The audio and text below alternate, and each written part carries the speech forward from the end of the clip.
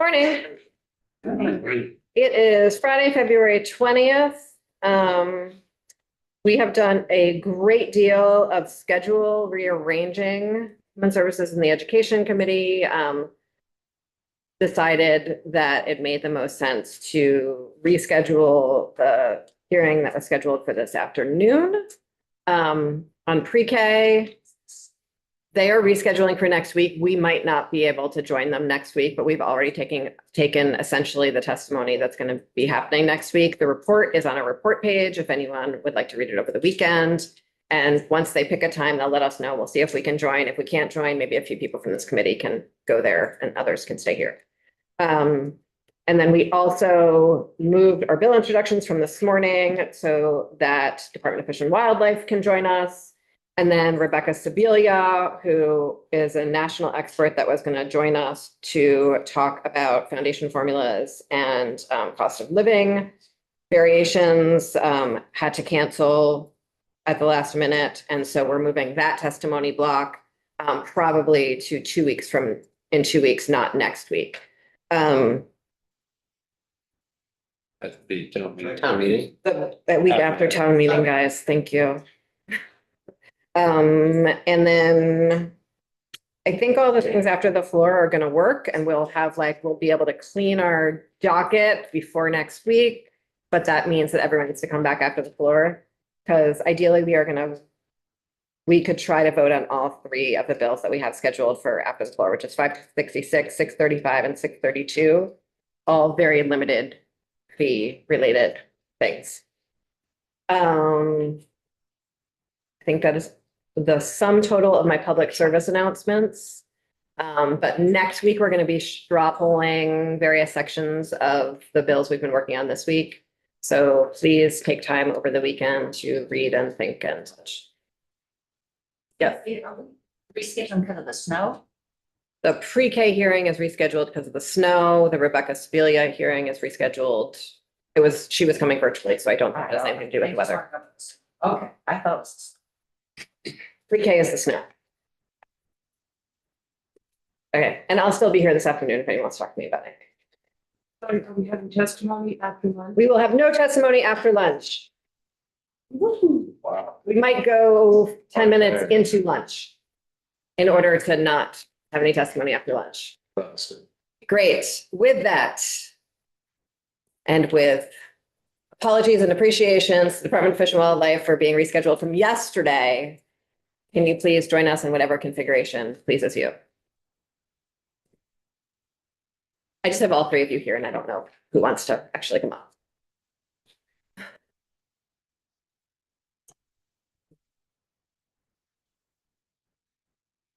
I was considerate of you, Madam Chair. We don't mind cancellations.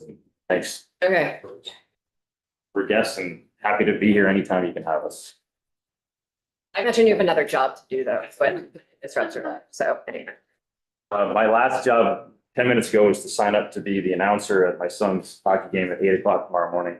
Ooh. Anyone wants to be at Stowe, they have great breakfast sandwiches. They're playing Burlington, some Burlington team in the state tournament. So, yeah, working on my voice. So, pardon me. Oh, they're between 12 and 14. So it's 14 and under. It's usually 12, 13. Be a good game. I'm really excited. Yeah. We got to work on some sort of on the heels of the women's win yesterday. I've got to think of some fun announcements. I've only done it once. We'll see. Bring a flag. Oh, that's a good idea. Except I was born in Canada, so I don't know which flag to bring. Both. No, I know which flag.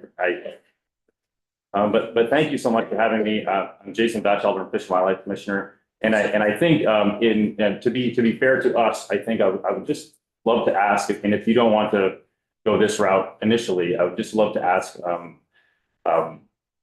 why we're proposing this repeal and then maybe we can respond to your comments. But I'm also happy to just lead in as to what I suppose the reason behind the repeal might be. We very, very rarely delegate fee authority. And when we do delegate fee authority, it's usually for sort of more of an ministerial, like while you're engaging in a sort of an administerial duty, and it seems that you all sort of jumped well beyond that with the creation of the new license and the new fee attached to it and are. Okay. Okay, so it may be a question about determination of what 4132 means in Title 10 and. Sorry, to be clear, I don't think you violated statute. Okay. I think you sort of stepped away from intent slightly, but Okay. that is your prerogative to do. Okay. We're just trying to. Sure. And that's very fair. Maybe I'll jump to council here more rapidly than I thought I might.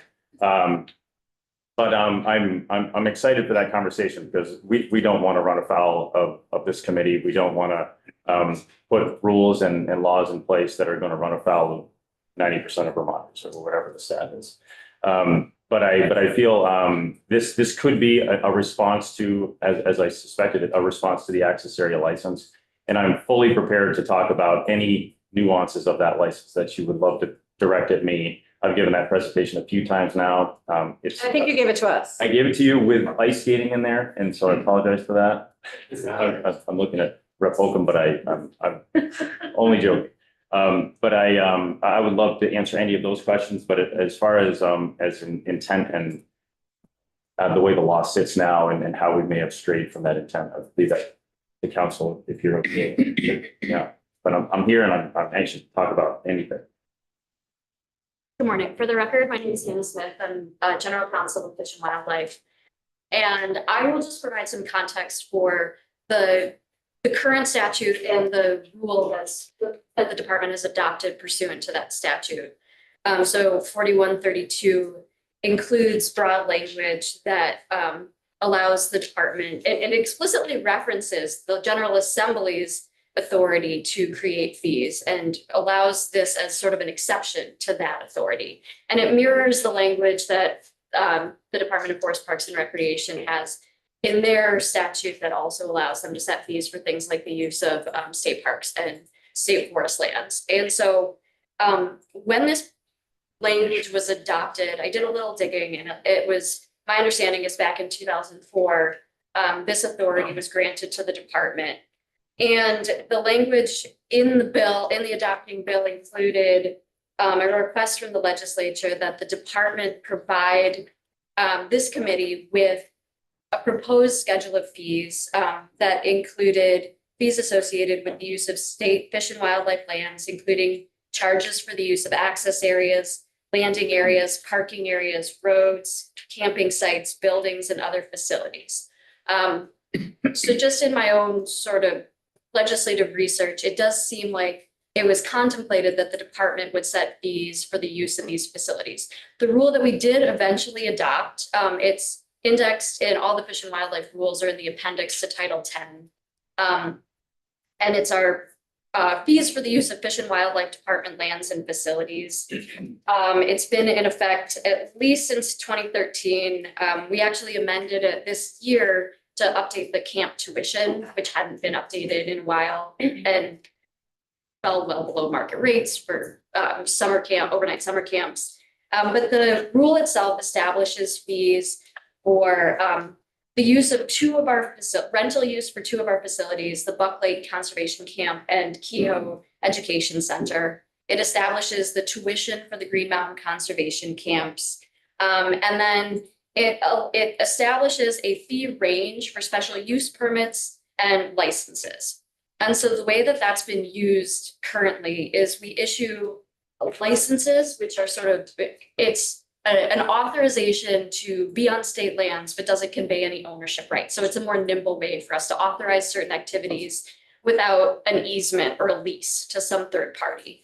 And we issue licenses for, the most common one is for research, folks who want to do, usually like UVM or other associated organizations that want to do extensive research where they're on usually wildlife management area lands. And then the other one where we issue a lot of licenses are to utilities who need to either build utility infrastructure or run lines across state lands. So it's an authorization from the department to use the land. The license fees are almost always $50, which is the minimum established in the rule.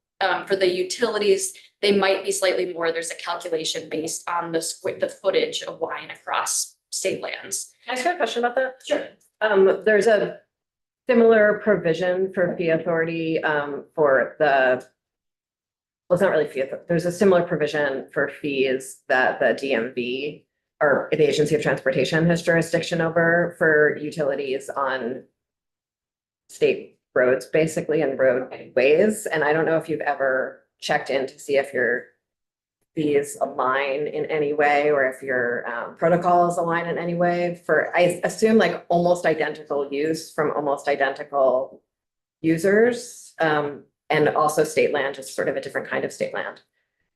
Yeah, I mean, I'm not aware that we've discussed the fee structure with DMV. We employ the same fee structure that FPR uses when utility lines cross the interstate lands. So just I guess our interagency collaboration has been easier than reaching out to DMV, but I can look into that as well. I don't, is it AOT or DM? AOT, Okay. agency, not department. Yeah, sorry. Okay. I misspoke on Could that. I ask you a question on those other licenses you said for research and also for utilities? But that usually aren't those granted for the installation of like monitoring stations in the case of wildlife management areas for weather or conditions of soil and that kind of thing. It's not just use of the land temporary, it's more construction of a permanent or maybe long-term structure, medium permanent? Yeah, sometimes the licenses authorize things like those building concrete pads that have like transfer stations and stuff like that. So they do authorize, they can be issued for longer periods of time. They might be issued for 10 years, and then every 10 years we'd reevaluate whether the infrastructure was still there. They'd be conditioned like around access to the site, management for in avoidance of threatened and endangered species. So they're fairly simple authorizations, but they allow the department to evaluate what impacts the infrastructure might have on whatever the protected conservation values of that land are. It's different. So what had been contemplated before with a wildlife management access fee or license? The public access license. Yeah. Is a curious choice of a license versus a fee. Well, I think that the terminology is used, the way that the rule currently has licenses, it has these permit fees, which is a range of $50 to $10,000. And then the permits I didn't talk about, but we issue special use permits for things like large group activities at access areas, aquatic invasive species management at access areas. So we also issue the special use permits pursuant to that permitting fee authority, also $50 to $10,000. But yeah, the two fees that are authorized in the rule, permit fees and license fees, they don't have additional language attached to them in the rule. I'm just providing context for how they're currently used, but my understanding of the way that the bill was drafted, it seems at least to have contemplated that there may be an allowance for fees for other types of use of department lands. We haven't used the rule in that way yet. Okay. I just want sort of like further context, all of the ways that you're levying fees right now are sort of very similar to the way other departments or agencies might levy fees. It's just that you are really one of the few places where where your department is deciding the actual level of the fee. In almost every other place, it comes through as a regular fee bill for changing those rates. Yes, acknowledging that, I think that, Which I'm sure is easier for you. I think that it allows us to be flexible in terms of the fees that we are charging, particularly when we're working with partner organizations, like the licenses that are issued to research organizations. I don't even know when the last time these permit and license fees were changed, but because it's a rule, it goes through the rulemaking process. We went through the rulemaking process to update the camp tuition fees. So the General Assembly does have oversight over that. It's not something that the department is able to just, impose on Vermonters without any kind of review. What about the year-round education center? I'm thinking of the Keough camp. So there is, the rule establishes rental fees for the use of those facilities. And actually, the vast majority of rentals of those facilities happen through partner organizations, and we almost never charge a rental fee when we're working with partner organization. So if we're holding some kind of event where Fish and Wildlife is involved, we rarely ever collect a fee. I think that we generated on average around $1,500 in revenue from rental fees from our educational facilities over the last 4 or 5 years. So it's pretty minimal. So- Oh, sorry. Thank you. I just want to follow up with former Representative Bob Helm worked diligently on getting that building there at Keough. And I think hopefully you can raise those fees because it's used year round, as you guys know.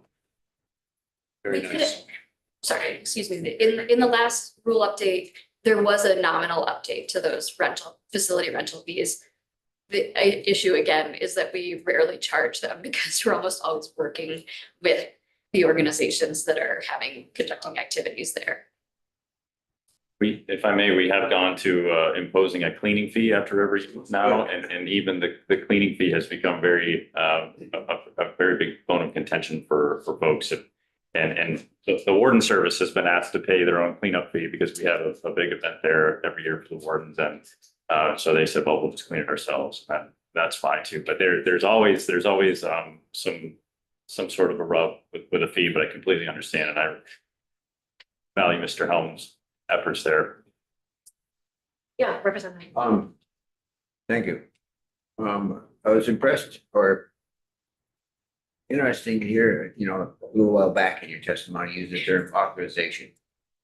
Well, license is the correct terminology in station, in statute and whatnot, but with regards to utilities going across state land, in functional terms, it does seem more like an authorization of carry out an activity. So I just was impressed with that. I wouldn't ask anybody to change anything, but in terms of explaining things to us and us to constituents, authorization seems quite practical. So thank you.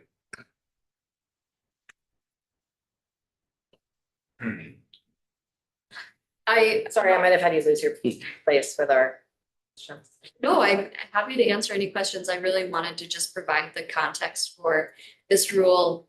The Department of Forest Parks and Recreation, again pursuant to very similar statutory language, also has adopted a rule. And I see I see the way that they charge fees for access to state parks as sort of a similar construct to the idea behind the public access license, which it's not been adopted. It's just being discussed.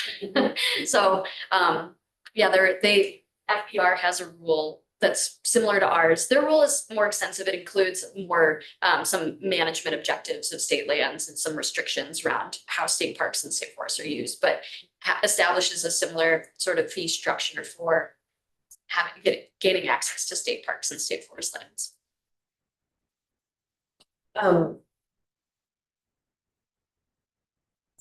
I think I'm curious to find a way where we could narrow your scope slightly, so that you are not creating essentially sort of brand new categories of ways to charge the public without full legislative authority, but are able to make sort of the kind of adjustments you need to make in order to meet like sort of the exact market needs.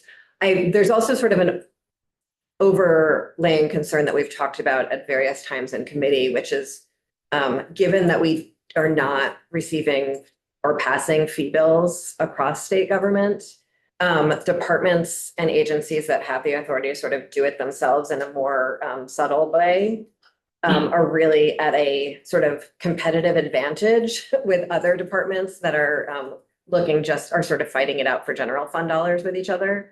And it's just one of the ways that we, I think, are creating a challenge within the whole of state government.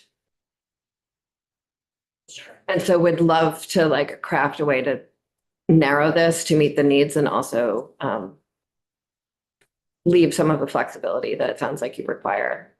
Yes, and I did make kind of a ham-handed attempt at that, which I said earlier this week, but I think that it might require some more review. The attempt was to revise 4132 to sort of narrow the scope of the fee-making authority to use of department facilities. But then, in retrospect, I do think that it's really important for us to continue to have the license authorization for the research activities, for example, where they're working directly with our biologists and our staff.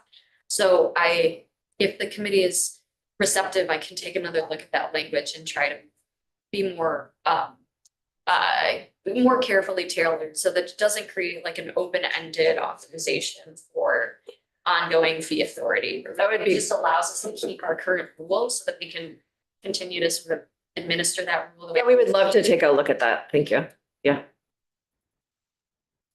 Yeah. And just the short time we have left, I did want to take one more swing at something I feel like I missed when I proposed the access license the last time. Just sort of a reasonableness standard argument. And looking at what I asked our access area, sorry, my phone's ringing. My access area specialist, Mike Wachowski, I asked him to put together what it would look like if we were to purchase another access area today, like where those funds would come from, who would be responsible for that land, and then who would essentially be getting it for free, because that's where my small mind and thick skull goes with this effort, right? I look at anglers and hunters and people who are buying motorboat registrations as sometimes double and triple dipping into paying for the maintenance and use of these access areas. And paddlers who we maintain access areas for, who we maintain infrastructure for, at no requirement from the federal government. We don't have to create anything for paddlers. It's all for motorboats and hunters and anglers. But we do create all of this infrastructure for all of these uses, which we want and we need, and people are moving to Vermont for. We feel as though if you put all the people in a bucket who are paying and the paddlers are still outside of that bucket. And I just don't feel it's like an unreasonable ask of us to create a license that would involve them in the payment for some of this. And to be very plain, the money that would hypothetically be paid would not be going into some bucket that would solely take care of access areas. It's for our budget. Yep. Right? It's for our budget. And in 20 years, I feel like when this would be normalized, this would be great to have, whether it's $20 or 250,000, like we think it's. So I just wanted to make that sort of pragmatic from my standpoint argument, and then respect and honor whatever you wish to do. And I just want to say, I really appreciate that sort of policy thinking. I think having that sort of policy conversation sort of through the normal channels of like sort of proposing a new license, proposing a new fee, us working through that and talking it through as a body with you all would be something that we would be welcome to. It's just that we're doing this in sort of a weird reverse way, and it makes it harder to have the conversation. Sure. Thanks. Thank you. Yeah, absolutely. I hope you have a really good hockey game and everyone else. Yeah. If we win, we don't go on vacation to Florida. If we lose, we go on vacation to Florida. So I wish you luck. Win-win. Yes. Thank you so much. thank you. Have a wonderful Friday. Thanks for having us. Commissioner, Yes. game's over. If you don't win, don't say, we lost, we're going to Florida. It's gonna be a hard time. Folks, we're back here really right after the floor, please. Great. Oh, I'm so sorry. Yeah, the committee has our process. It looks like we're. I'm sorry. Submit written materials to the committee, and I'm happy to come in. I really just didn't read my agenda, right? And we've never worked together. Yeah. Sorry. I thought you thought I saw you. I did. I'm so sorry. Okay. I didn't. Thank you. So that's perfectly fine. We'll figure that out. Thank you.